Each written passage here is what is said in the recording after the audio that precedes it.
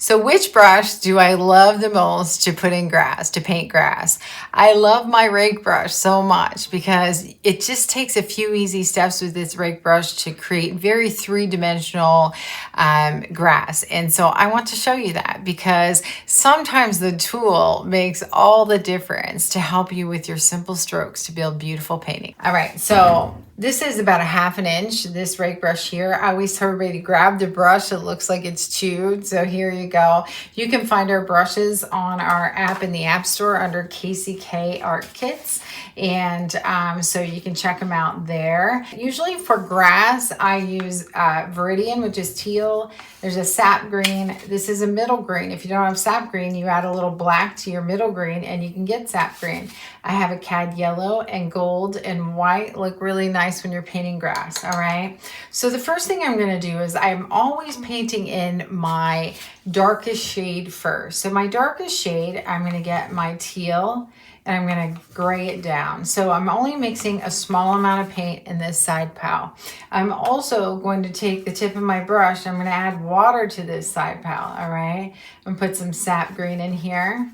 So the first dark shade, I am going to add water and we're going to keep it very loose, okay, like this.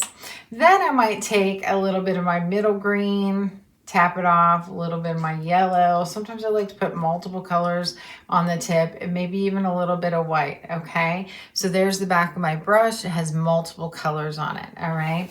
So you can use the wide part of the brush or you can use the skinny part of the brush. I use both, all right? I have you zoomed in pretty close here.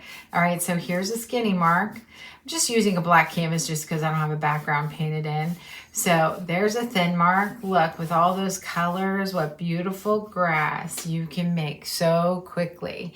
This is a harder touch down here, and then you want to lift off as you come up and off, okay? And then I just I'll bend it in different directions. So that was mainly with the thin part of my brush, holding it vertically, but let's use a little bit of the wide part of the brush down at the bottom.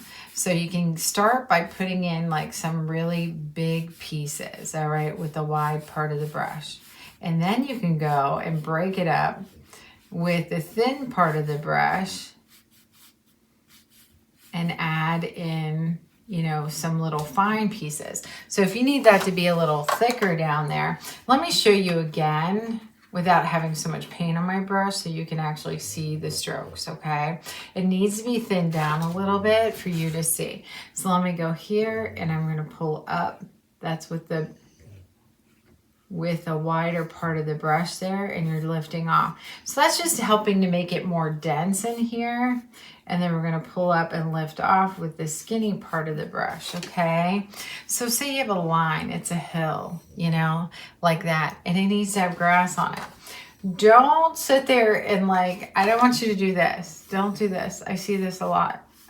When you're new to painting, don't and leave it like that. It's not enough grass.